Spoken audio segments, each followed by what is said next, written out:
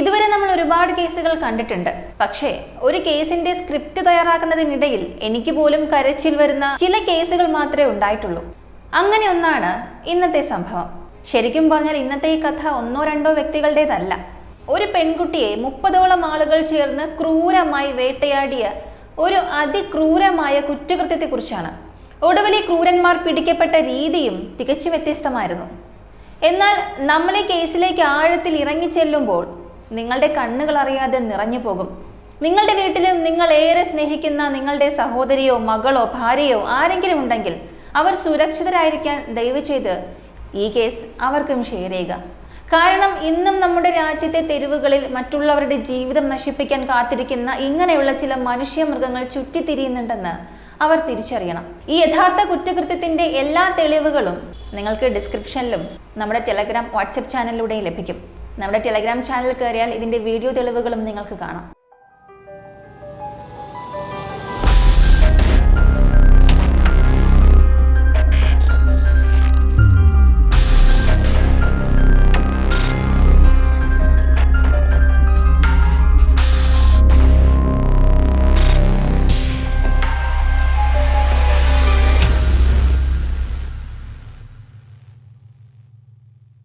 ഈ കഥയുടെ തുടക്കം രാജസ്ഥാനിലെ ശ്രീഗംഗ നഗറിൽ നിന്നാണ്.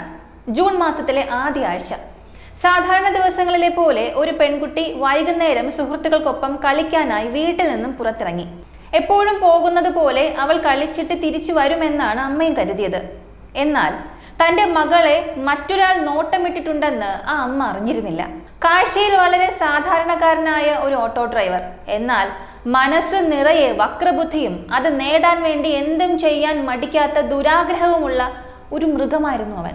ഈ പെൺകുട്ടി വീടിന് പുറത്ത് കളിക്കുന്നത് അവൻ പലതവണ കണ്ടിട്ടുണ്ടായിരുന്നു. അന്നവൻ വലിയൊരു കെണിയൊരുക്കി. കൃത്യം അതേ വൈകുന്നേരം പെൺകുട്ടിയുടെ വീടിന് പിന്നിലെ വഴിയിൽ അവൻ ഓട്ടോയുമായി വന്ന് അവളെയും കാത്തു നിന്നു. അധികം വൈകാതെ പെൺകുട്ടി വീടിന് പുറത്തിറങ്ങി അവിടെ എത്തി. ഉടനെ ഈ ഓട്ടോ ഡ്രൈവർ അവളെ വിളിക്കാൻ തുടങ്ങി. പതിയെ സംസാരിച്ച് വശത്താക്കി അവളെ തൻ്റെ ഓട്ടോയ്ക്കുള്ളിൽ കയറ്റിയിരുത്തി. വലിപ്പത്തിൽ അവൾ വളരെ ചെറിയൊരു കുട്ടിയായിരുന്നു എന്നുള്ളതാണ് ഇവിടുത്തെ കാര്യം.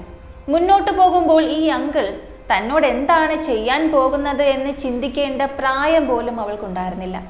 അവിടെ നിന്നാണ് അവൻ ആ പെൺകുട്ടിയെ തട്ടിക്കൊണ്ടുപോകുന്നത്. തുടർന്ന് പെൺകുട്ടികളെ പലപ്പോഴും ദുരുപയോഗം ചെയ്യുന്ന ശ്രീഗംഗ നഗറിലെ ഒരു പ്രത്യേക സ്ഥലത്തേക്ക് അവൻ എത്തിച്ചേർന്നു. ഒരുപക്ഷെ പോലീസിന് പോലും അറിയാവുന്ന, എന്നാൽ പണം കൊടുക്കുന്നത് കൊണ്ട് മാത്രം ആരും ആരെയും അറസ്റ്റ് ചെയ്യാത്ത ഒരു ഇരുണ്ട ബിസിനസ് നടക്കുന്ന ഇടമായിരുന്നു അത്. ഈ സ്ഥലത്തേക്കാണ് ഓട്ടോ ഡ്രൈവർ ആ കുട്ടിയെ എത്തിച്ചത്. അവിടെയുള്ള ഒരു ഹോട്ടലിലേക്ക് കൊണ്ടുപോയ ശേഷം ആദ്യം ആ ഹീനൻ തൻ്റെ മൃഗീയമായ വിശപ്പടക്കി. അവൻ ആ ചെറിയ കുട്ടിയുടെ പ്രായമൊന്നും നോക്കാതെ അവളോട് ക്രൂരതകൾ കാട്ടി. ഒടുവിൽ അവൻ്റെ ആവശ്യങ്ങളെല്ലാം കഴിഞ്ഞപ്പോൾ ആ പെൺകുട്ടി അവൻ ആ ഹോട്ടലുകാർക്ക് കൈമാറി. ഈ പെൺകുട്ടി വളരെ ദൂരെ നിന്ന് വന്നതാണെന്ന് അവൻ അവരോട് പറയുകയും ചെയ്തു.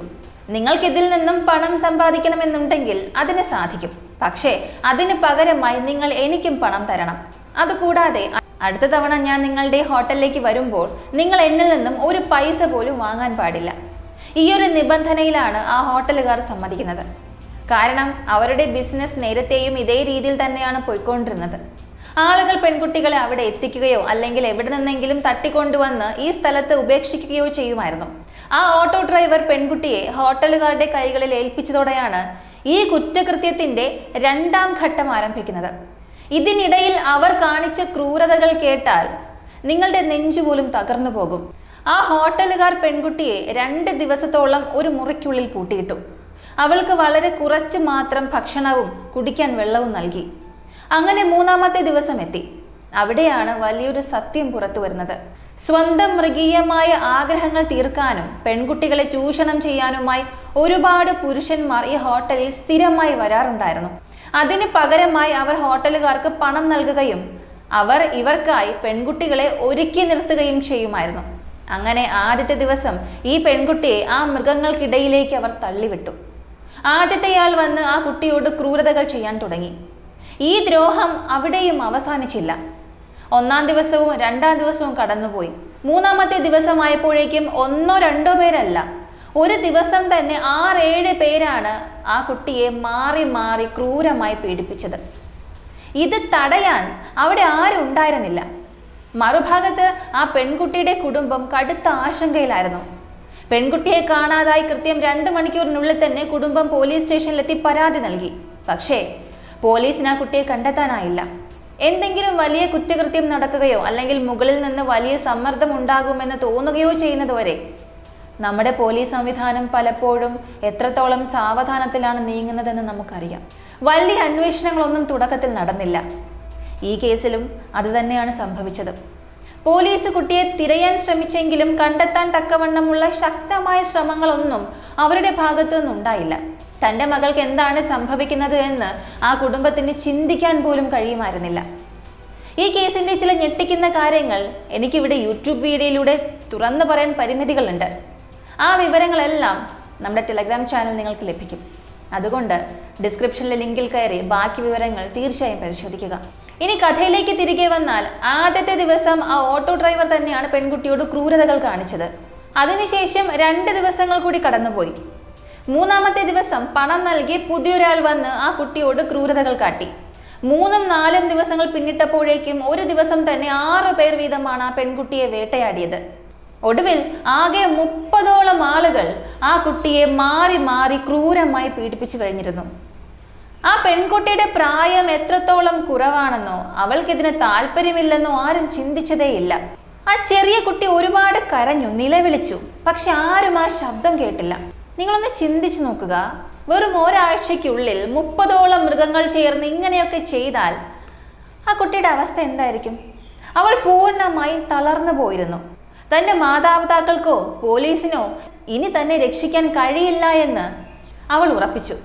എന്നാൽ ഇതിനിടയിലാണ് ആ 30ാമത്തെയാൾ ഒരു വലിയ തെറ്റു വരുത്തുന്നത്. അവൻ ആ പെൺകുട്ടിയുടെ ഒരു ഫോട്ടോ തൻ്റെ ഫോണിൽ പകർത്തി. ആ ഫോട്ടോയിൽ അവർ ഇരുന്ന മുറിയും അത് ഏത് ഹോട്ടലാണെന്നതുമൊക്കെ വ്യക്തമായി കാണാമായിരുന്നു. സാധാരണയായി ഇങ്ങനെയുള്ള സ്ഥലങ്ങളെക്കുറിച്ച് പോലീസിന് കൃത്യമായ ധാരണയുണ്ടാകാറുണ്ട്. ഫോട്ടോ എടുത്ത ശേഷം ആ വ്യക്തി അവിടെ നിന്ന് പോവുകയും പതിയെ ആ ചിത്രം സോഷ്യൽ മീഡിയയിൽ ഇടുകയും അത് വൈറലാവുകയും ചെയ്തു. അങ്ങനെ വൈറലായ ആ ചിത്രം ഒടുവിൽ പോലീസുകാരുടെ കൈകളിലും എത്തി. ഫോട്ടോ കണ്ടയുടൻ തന്നെ പോലീസുകാർ തിരിച്ചറിഞ്ഞു, ഇത് തങ്ങൾ കഴിഞ്ഞ ഒരാഴ്ചയായി തിരഞ്ഞുകൊണ്ടിരിക്കുന്ന അതേ പെൺകുട്ടി തന്നെയെന്ന് അവർക്ക് മനസ്സിലായി. ഫോട്ടോ സൂക്ഷ്മമായി പരിശോധിച്ചപ്പോൾ മുൻപ് പലതവണ പോലീസ് റെയ്ഡ് നടത്തിയിട്ടുള്ള അതേ ഹോട്ടൽ തന്നെയാണ് ഇതെന്നും അവർക്ക് മനസ്സിലായി. ഒട്ടും സമയം കളയാതെ പോലീസ് ഉടൻ തന്നെ ഒരു പ്രത്യേക ടീം രൂപീകരിച്ച് ആ ഹോട്ടലിലേക്ക് തിരിച്ചു. എല്ലാ മുൻകരുതലുകളും എടുത്തുകൊണ്ട് പോലീസ് സംഘം ഹോട്ടലിനുള്ളിലേക്ക് ഇരച്ചു കയറി. ആദ്യം തന്നെ റിസപ്ഷനിലുണ്ടായിരുന്നയാളെ അവർ പിടികൂടി. തുടർന്ന് ഹോട്ടൽ ഉടമയെയും അവിടെ ഈയൊരു കറുത്ത ബിസിനസ് നടത്തിക്കൊണ്ടിരിക്കുന്ന ബാക്കി ആളുകളെയും പോലീസ് കസ്റ്റഡിയിലെടുത്തു. പോലീസ് തങ്ങളുടെ ശൈലിയിൽ ചോദ്യം ചെയ്തതോടെ ഒടുവിൽ അവർ ആ പെൺകുട്ടി എവിടെയാണെന്നുള്ളത് തുറന്നു പറഞ്ഞു. അങ്ങനെ ആ പെൺകുട്ടിയെ പോലീസിന് കണ്ടെത്താനായി. എന്നാൽ ഇതിനേക്കാൾ ഞെട്ടിക്കുന്ന കാര്യം എന്തെന്നാൽ, പോലീസ് ആ മുറിയിലേക്ക് കടന്നു ചെല്ലുമ്പോൾ പോലും പണം നൽകി ആ കുട്ടിയെ പീഡിപ്പിക്കാനായി പുറത്തുനിന്നെത്തിയ മറ്റൊരു കാമഭ്രാന്തൻ അവിടെ ഉണ്ടായിരുന്നു. പോലീസ് അവനെ കൈയോടെ പിടികൂടി. ആ സമയത്ത് തന്നെ ഹോട്ടലിൽ നിന്നും 8 പേരെ പോലീസ് അറസ്റ്റ് ചെയ്തു. ബാക്കിയുള്ള പ്രതികൾ ഇപ്പോൾ പോലീസിന്റെ പിടിയിലായിട്ടില്ലെങ്കിലും വൈകാതെ തന്നെ അവരെയും കണ്ടെത്തി നിയമത്തിന് മുന്നിൽ കൊണ്ടുവരുമെന്ന് പോലീസ് വ്യക്തമാക്കിയിട്ടുണ്ട്. ആ കുട്ടിയുടെ പ്രായം ഇത്രയും കുറവാണെന്നറിഞ്ഞിട്ടും ഇവരൊക്കെയും ഇത്ര വലിയൊരു ക്രൂരതയാണ് കാണിച്ചത്. അവൾ ഓരോരുത്തരോടും സഹായത്തിനായി യാചിച്ചു, കെഞ്ചി. എന്നാൽ ആരും അവളെ സഹായിക്കാൻ തയ്യാറായില്ല. ഒടുവിൽ ആ കുറ്റവാളികളിൽ ഒരാൾക്ക് പറ്റിയ ഒരു ചെറിയ അബദ്ധമാണ് ഇത്രയും വലിയൊരു ക്രൂരത ലോകത്തിന് മുന്നിൽ തുറന്നു കാട്ടാൻ കാരണമായത്. കേസിൽ ഇപ്പോഴും പോലീസ് അന്വേഷണം തുടരുകയാണ്. ആ പെൺകുട്ടിയോട് ക്രൂരത കാണിച്ച ബാക്കി എല്ലാവരെയും പോലീസ് എത്രയും പെട്ടെന്ന് തന്നെ കണ്ടെത്തുമെന്ന് നമുക്ക് പ്രതീക്ഷിക്കാം. ഈ കേസിന്റെ യഥാർത്ഥ വാർത്തകളും ബാക്കി വിവരങ്ങളും നിങ്ങൾക്ക് അറിയണമെന്നുണ്ടെങ്കിൽ നമ്മുടെ ടെലഗ്രാം ചാനലിലെല്ലാം നൽകിയിട്ടുണ്ട്. ഉടൻ തന്നെ ഡിസ്ക്രിപ്ഷനിലെ ലിങ്ക് വഴി നിങ്ങൾക്ക് അവിടെ ചെന്ന് കാണാം. ഈ കേസിനെ കുറിച്ചുള്ള നിങ്ങളുടെ അഭിപ്രായങ്ങളും മറ്റു പൊതുവായ നിർദ്ദേശങ്ങളും കമൻറ്റിൽ നിങ്ങൾക്ക് അറിയിക്കാം. മറ്റൊരു വീഡിയോയിൽ വീണ്ടും കാണാം.